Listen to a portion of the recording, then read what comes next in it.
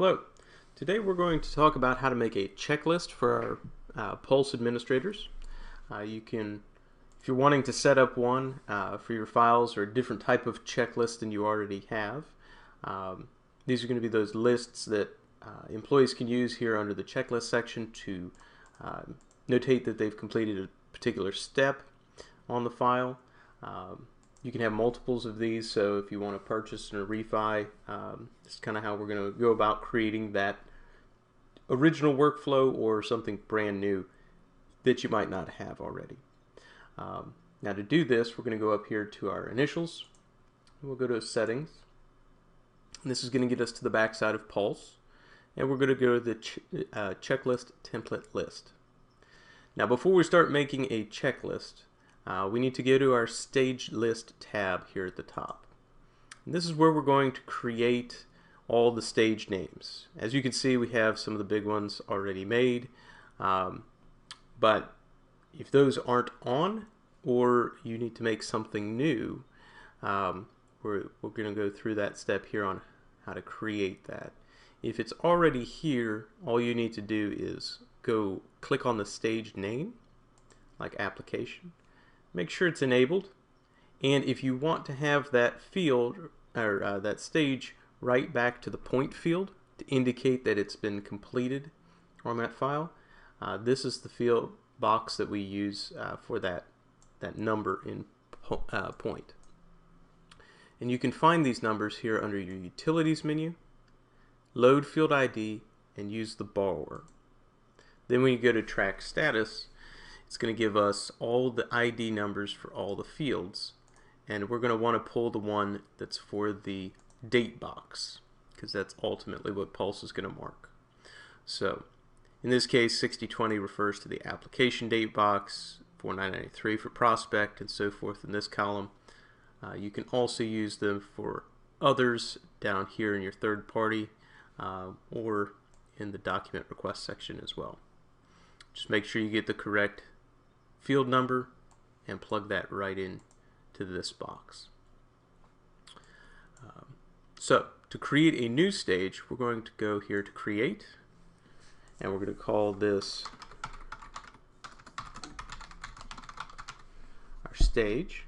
We don't have to put the displayed as, because that's going to auto-populate for us, and if we do want it to fill in a field, we can add that.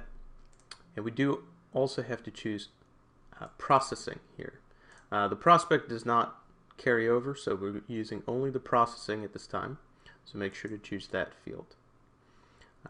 We can also kind of fill in a days after creation date. Doesn't really apply, or the days after estimated close, so generally we leave these blank, and we're going to hit save. So now we have this new stage right here. It is enabled because we did create it, and it automatically turns those on for us. So just be aware that it's not disabled over here, or no. And then we're going to go over back to our checklist template list tab. This is where we're going to set up the actual list. So we'll go to create, because we're going to make a brand new one.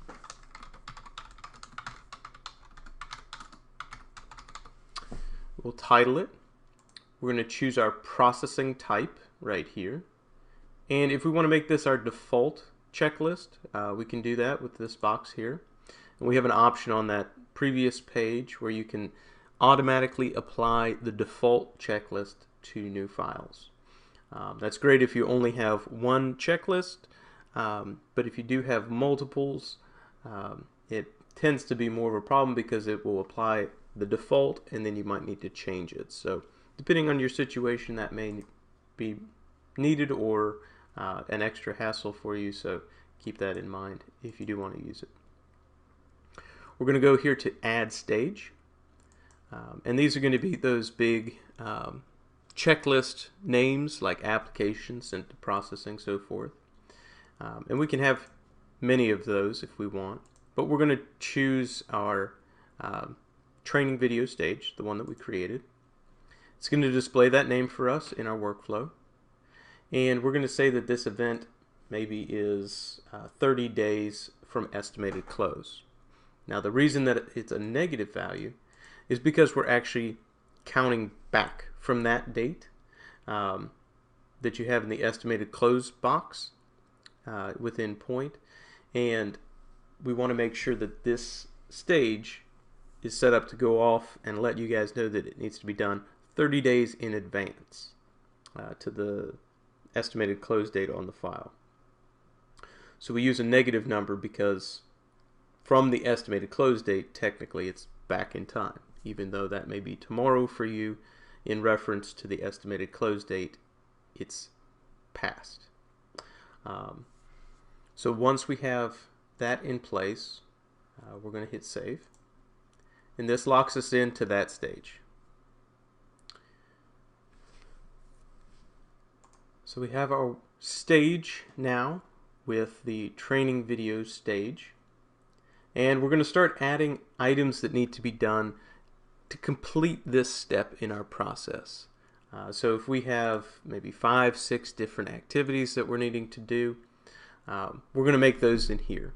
So we will create our task, and it's very similar to creating the stage. We're going to kind of outline some basic functions.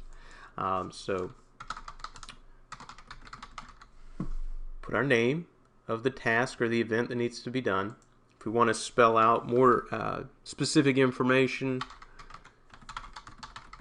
we put that here in the description. We're going to indicate that this particular item needs to maybe be done 30 days before the estimated close date. Remember, we set one for the stage, which is a general rule for that stage being done. But the individual tasks have their own days, their due date. And this is how we calculate that due date. So you do want to make sure that this is here. So this thing is due 30 days before close. We're going to assign it to the loan officer to complete. And if we want to have a warning email or an overdue email that indicates that this event is coming due, we can choose that if we have one already set up. We can also add a completion email to go out. Now you do want to be careful with this, because if you do have the stage writing back to point, you don't want to double up on your email, because that will send an email for the rule for having the status date already in the field, and then obviously for the task being completed. So this may be something else that indicates that, like our task completion email that we have as a default, that this event's been done. So we have this in place. We're going to hit save. Now we have our first item. And we're going to continue to do this until we have all of the tasks that we need set up here. And we'll continue to assign it. Maybe this one goes to the processor. And this one could also be a different due date. We don't need a completion email for this. We're just going to hit save and keep going. Once we have all of these, we're going to hit save to lock these in. Oh, but it's telling me that my sequence number must be unique, which is this order here. So we want to make sure that this sequence order or number represents the order of these tasks. If I wanted task 2 to be the first item for some reason, I can reorder it like this. And it's going to put this event first, followed by this event. But that wouldn't really make sense for the way that these are labeled, so we're going to put it something like this. And generally we like to leave some sequence numbers in between. That way, if at some point we need to modify this list and squeeze in some other event in between these two, we don't have to go through all the tasks and relabel them with a different sequence number. So you can skip around, do like 1, 3, 5, 7, 9, or 1, 4, 8, 12, whatever you'd like. But it's generally a good rule to leave at least 1 or 2 sequence numbers in between. That way you have some space to fill in additional tasks if you find that you need to add those. So we're going to save this. And this time, because we have the stage numbers correct, it says that it's updated, so we're good with that. And it takes us back here to our stage list. We can add another stage, we can go back to tasks, continue adding as necessary. Once we have this fully built out, we do want to save again here just to lock in all of our changes, and then our template is done. So we can go to our field or our files over here, go into our current file that we're dealing with.